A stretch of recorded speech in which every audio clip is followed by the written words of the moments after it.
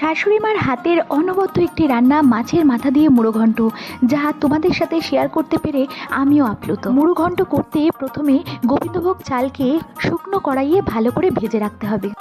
ধুয়ে রাখা মাছের মাথা তার মধ্যে লবণ হলুদ মাখিয়ে গরম তেলে ভালো করে ভেজে তুলতে হবে। আর সেই তেলের মধ্যেই গোটা জিরে তেজপাতা ফোড়ন দিয়ে তার মধ্যে আদা বাটা রসুন বাটা চেরা কাঁচা লঙ্কা কিছু কুচনো পেঁয়াজ দিয়ে ভালো করে নাড়াচাড়া করতে হবে। ভাজা পেঁয়াজের মধ্যে হলুদ লঙ্কা জিরের গুঁড়ো দিয়ে তার মধ্যে পরিমাণ মতো লবণ দিয়ে অল্প জলে ভালো করে কষাতে হবে। মশলা কষে আসার পরেই ভেজে রাখা আলু ভেজে রাখা মাছের মাথা দিয়ে ভালো করে নাড়াচাড়া করে তার মধ্যে পরিমাণ মতো জল দিতে হবে। ভালো করে মাছের মাথা আলু সেদ্ধ হয়ে আসা মাত্রই তার মধ্যে ভেজে রাখা গোবিন্দভোগ চাল দিয়ে কিছুক্ষণের জন্য আবার ঢাকা চাপা দিয়ে রাখতে হবে।